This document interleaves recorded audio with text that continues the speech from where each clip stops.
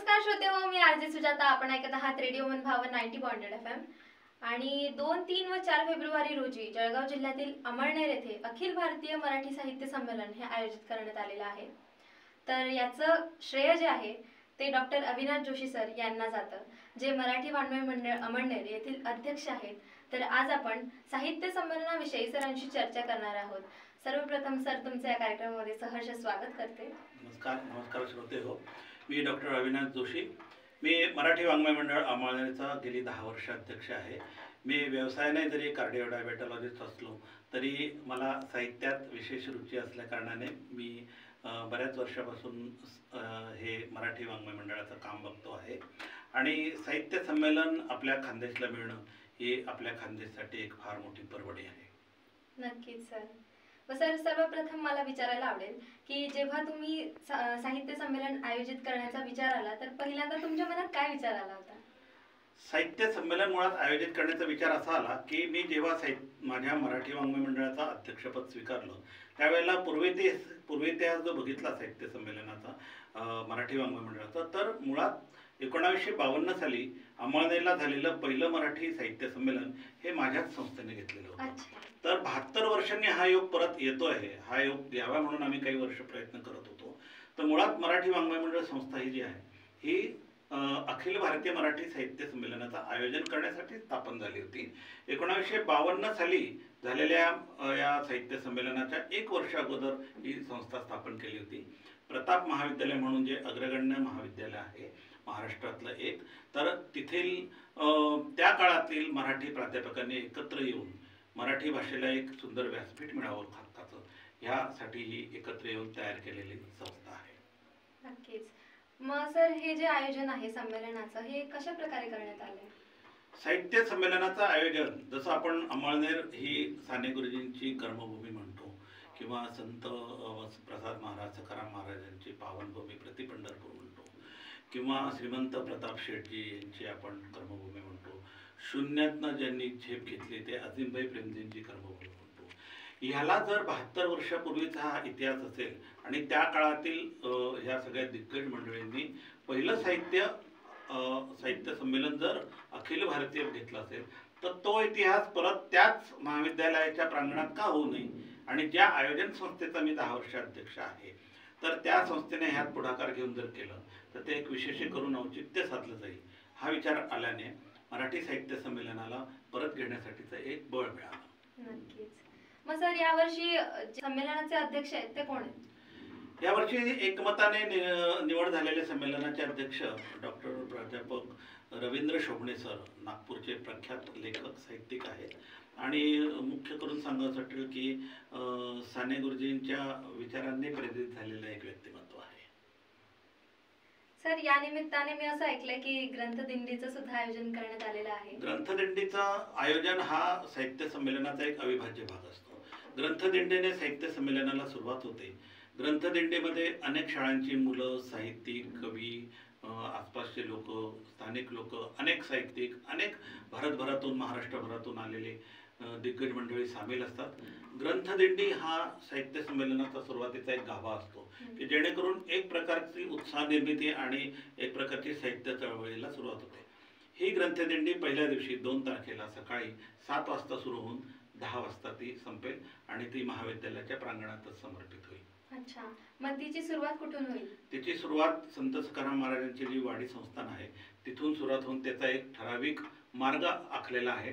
ठिकठिकाणी त्या मार्गांवर प्रख्यात साहित्यिकांचे, लेखकांचे आणि कवींचे आपण जे चित्रण म्हणतो, फ्लेक्स म्हणतो, ते लावलेले असतील. त्यांच्या उद्बोधक ओळी तिथे लिहिलेल्या असतील आणि ठिकठिकाणी रांगोळ्या काढलेल्या असतील, गुढ्या उभारलेल्या असतील. अशा प्रकारे आपण खानदेशी संस्कृती त्यातनं कशी आपल्याला अनुभवायला मिळेल अशा प्रकारे त्याचं गावाचं सुशोभीकरण, त्या ग्रंथदिंडीच्या मार्गाचं सुशोभीकरण करून आपण ते ग्रंथदिंडीचं आयोजन केलेलं आहे. बरोबर. मग सर, यासाठी वाहतुकीची काय व्यवस्था करण्यात आलेली आहे? वाहतूक निश्चितच थोडे अडथळे होतात, पण ग्रंथदिंडी ही 2 तासाची असते. त्यासाठी वाहतूक वळवलेली आहे. एक मार्गी वाहतूक चालू असेल आणि तिचा अडथळा वाहतुकीलाही होणार नाही, दिंडीलाही होणार नाही, अशा वेळेत ती अरेंज करण्यात आलेली आहे. आणि जिथे साहित्य संमेलन आहे तिथली वाहतूक 5 दिवसासाठी पूर्णपणे वळवलेली आहे. अच्छा. मग सर तुम्ही जसं सांगितलं की अनेक साहित्यिक यामध्ये सहभागी होतील, तर कोणकोणते साहित्यिक यामध्ये संपूर्ण सहभागी? भारतभरातले साहित्यिक ह्याला एक आवर्जून हजेरी लावतात, कारण दरवर्षी होणारा हा सारस्वतांचा सोहळा त्यांच्यासाठी पर्वणी असते. याच्यामध्ये प्रामुख्याने अखिल भारतीय मराठी महामंडळ ही जी प्रमुख संस्था असते जे हे ठरवते, तर त्यांच्या काही घटक संस्था असतात. विदर्भ, मराठवाडा, गोवा, कोकण, छत्तीसगड, तेलंगणा, गुजरात. तर ह्या सगळ्या संस्था आपले दिग्गज साहित्यिक प्रत्येक गोष्टीसाठी त्याच्यामध्ये पाठवत असतात प्रतिनिधी म्हणून. जसे काही विषय ठरतात परिचर्चांचे, परिसंवादांचे, कवितांचे किंवा कवी संमेलनांचे, तर प्रत्येक प्रभागाला त्यामध्ये एक प्रतिनिधित्व असतं. तर तिथून ज्या मंडळींना पाठवलं जातं तशी ती एकत्र येऊन हे साहित्य संमेलन हे पार पडत असतं. त्याच्यामध्ये अनेक लेखक असतात, अनेक काही कादंबरीकार असतात, काही अकादमी पुरस्कार विजेते असतात, काही थोर न्यायाधीश असतात, वकील असतात, डॉक्टर्स असतात, अशा सगळ्या प्रकारची मंडळी असतात. अच्छा. मग सर आता खानदेशामध्ये आयोजित करण्यात आलेलं आहे साहित्य संमेलन, तर आपल्याला आपल्या खानदेशी संस्कृतीला याचा काय फायदा होईल? खानदेशी संस्कृती एक विशेष करून खास ओळख त्याची आहे. खानदेशचं आपण सौजन्यशीलता, अगत स्वागत, आपल्या खाण्याच्या पद्धती, आपली संस्कृती, आपला पूर्वेतिहास जो साहित्यिकांचा तुम्ही बघितला, तर खूप अशी खाण आहे साहित्यिकांच्या. संपूर्ण जर खानदेश बघितला तर ह्या सगळ्या गोष्टींना उजाळा मिळाला पाहिजे, ह्या सगळ्या गोष्टी परत जगासमोर आल्या पाहिजे, या दृष्टीने हे प्रयत्न चालू आहेत. आणि मुख्य म्हणजे जे नवोदित कवी आहेत, नवोदित लेखक आहेत, ज्यांची पुस्तकं प्रकाशित व्हायची आहेत, त्यांना हक्काचं व्यासपीठ अनेक वर्षात मिळालेलं नाही आपल्या खानदेशमध्ये. तर ह्या सगळ्या लोकांना एक व्यासपीठ मिळावं, तर ह्या दृष्टीने आपल्याला खानदेशला याचा फायदा होईल. अधिकाधिक आपल्या प्रभागातल्या लोकांना त्यात कशी संधी मिळेल याचा आम्ही जरूर विचार केलेला आहे. नक्कीच. सर तुम्ही जे ठिकाण सांगितलं की प्रताप विद्यालयामध्ये या संमेलनाचं आयोजन करण्यात आलेलं आहे, तर मग याचा नव पिढीला म्हणजे येणाऱ्या पिढीला काय प्रताप फायदा? महाविद्यालयामध्ये आयोजन करण्याचा मुख्य उद्देश असा होता की ज्या प्रांगणामध्ये 1952 साली पहिलं अखिल भारतीय साहित्य संमेलन झालं, त्याच महाविद्यालयाच्या प्रांगणामध्ये आता 72 वर्षांनी हा इतिहास आपण परत सादर करतो, करून दाखवतो आहोत. तर ह्यात महत्वाची गोष्ट अशी मला सांगायची वाटेल की त्या काळी पहिल्या साहित्य संमेलनाला सगळं पटांगण उघडं होतं. लोकांनी घरोघरी जाऊन एकमेकांच्या म्हणजे घरी लोकांची राहण्याची सोय केली होती. त्यावेळेला हॉटेल्स, लॉजेस अशा सोयी नव्हत्या, वाहतुकीची साधनं नव्हती, लोक बैलगाड्यांनी आली होती. प्रत्येकाच्या घरी जे काय बनलं असेल ते खाऊन त्यांनी तो साहित्य सोहळा पार पडला होता. त्यावेळेला रेल्वेने एक विशेष गाडी सोडली होती. तर हा सगळा इतिहास. आणि दुसरी गोष्ट म्हणजे त्यावेळेला प्रके अत्रे, नासी फडके, माधव जुलियन, दत्तवामन पोद्दार ही सगळी दिग्गज मंडळी जी होती ही त्या प्रांगणात हजर होती. ह्याच प्रांगणामध्ये जर आपण हा साहित्यांचा सारस्वतांचा सोहळा परत घेतला तर त्याला एक विशेष करून वेगळं बळ मिळतं किंवा एक वेगळ्या प्रकारचं महत्त्व मिळतं असं वाटलं. त्यामुळे हा इतिहास नक्कीच पुढील पिढीसाठी प्रेरणादायी राहील असा मला आयोजकांना विश्वास आहे. नक्कीच सर. आणि सर मला एक विचारायला आवडेल की आताची जी युवा पिढी आहे ती मोबाईल, सोशल मीडिया यामध्ये फार गुरफटलेली आहे आणि तिला पुस्तकांबद्दल आकर्षण नाहीये इतकं म्हणायला गेलं तितकं. जसं समजा एखादी बुक वाचायची झाली तर ई बुक आहेत मोबाईलवर, लॅपटॉपवर आपण त्या करू शकतो, वाचू शकतो. तर मग त्यांना कसं आकर्षित केलं जाईल? आता पुढे वाढत जाणारं विज्ञान किंवा आपण ज्याला इलेक्ट्रॉनिक माध्यम म्हणतो ही जर तुम्ही बघायला गेलं ते न टाळता येणार जोगी गोष्ट आहे. आपण प्रत्येक गोष्टींचे संदर्भ गुगलवर शोधतो. रेडीमेड मिळत असल्या कारणाने आपल्याला ते साठवून ठेवण्याची, वाचनाची किंवा आपण मनन चिंतन करून त्यावर काही निष्कर्ष काढण्याची गरज वाटत नाही. पण तरी पण मला असं सांगावंसं वाटेल की सगळ्या पिढीला जर खरोखर आपला मेंदू तल्लख ठेवायचा असेल किंवा काही गोष्टी कायमच्या डिलीट न होता जर आपल्याला आपल्या हृदयात, मनात आणि मेंदूत साठवायच्या असतील तर त्याला वाचन संस्कृतीच आवश्यक आहे. आणि वाचन संस्कृती वाढण्यासाठी अशा साहित्य संमेलनांची, दर्जेदार लिखाणांची आणि लेखकांची गरज असते. त्यामुळे दरवर्षी हे खतपाणी जर घातलं गेलं तर त्याच्याबरोबरच वाचन संस्कृतीची आणि मराठी माध्यमाची पण वृद्धी होईल असा आमचा विश्वास आहे. नक्कीच. जसं सर तुम्ही सांगितलं की आपण मराठी वाङ्मयाचे आपण अध्यक्ष आहात, तर याबद्दल आपण काय सांगाल? मराठी वाङ्मय मंडळाचा अध्यक्ष होणे हे मग खूप मानाची गोष्ट मी समजतो.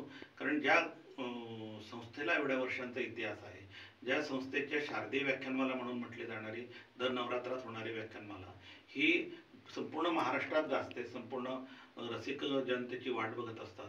तर अशाच साहित्य संस्थेने दुसऱ्यांदा साहित्य संमेलन आपल्या काळात घेणे ही एकमेव घटना आहे की जी संस्था दुसऱ्यांदा साहित्य संमेलन स्वतः घेते आहे. तर ह्यासाठी जो खानदेशचा इतिहास किंवा खानदेशची सगळ्या मंडळींनी एकत्र येऊन जगाला दाखवायचं आहे की आमच्याकडे ही जी समृद्धी आहे ही परत एकदा आम्ही उजाळा देऊन तुमच्या पुढे आणतो आहोत. आणि ह्यातली युवा पिढी जी घडणार आहे ही नक्कीच मराठी भाषेला आणि वाचन संस्कृतीला आपलंसं करून पुढे जाईल हाही विश्वास आहे. नक्कीच सर. आणि सर मी शेवटचं एक विचारेल की आपण वाचकांना किंवा मग येणाऱ्या पिढीला काय आवाहन कराल? वाचकांना आणि येणाऱ्या सगळ्या मंडळींनी मी आवाहन करेन की सगळ्या महाविद्यालयांनी तरुण तरुणींनी आवर्जून या साहित्य संमेलनाला एक दिवस का होईना वेळ काढून वेळ द्यावा. सगळ्यांनी भेट द्यावी. सगळ्यांनी जे ज्या आवडीचे आपल्या परिसंवाद असतील परिचर्चा असतील त्यांनी उपस्थित राहून त्याचा लाभ घ्यावा. प्रख्यात साहित्यिकांशी बोलणी करावी. त्यांच्याकडनं प्रेरणा घ्यावी. ग्रंथदालन हा जो एक भाग आहे जवळजवळ 350 प्रख्यात प्रकाशकांचे तिथे ग्रंथदालन असणार आहे. तिथे विशेष करून सूट बरीच मिळणार आहे. तर चांगली पुस्तकं चांगले ग्रंथ चांगल्या गोष्टी तिथे खरेदी करा. त्या वाचा आपल्या संग्रह ठेवा. आपोआपच ह्याच्यातनं वाचन संस्कृतीला बळ मिळतं आणि आपलं नॉलेज आपली एकंदरीत माहिती पण त्यामधून वृद्धिंगत होते. दुसरी गोष्ट की साहित्य संमेलनाला जाणे साहित्य संमेलन अनुभवणे हा प्रकार जर आपण अंगी बाणवला किंवा आपण जर त्याचा लाभ घेतला तर पुढच्या पिढीसाठी पण ते एक टेकओव्हर सारखं असतं की ही याची गरज आहे. आणि मराठी भाषेला अभिजात भाषेचा दर्जा मिळण्यासाठी आणि ज्ञानभाषेचा दर्जा मिळण्यासाठी ही खूप आवश्यक गोष्ट आहे. नक्कीच सर. धन्यवाद सर, आपण इथे आलात आणि आपल्या वेळात वेळ काढून तुम्ही आम्हाला या विषयावर माहिती दिली. धन्यवाद. नमस्कार. ऐकत रहा रेडिओ मन भावन 90.8 FM. Always heart touching.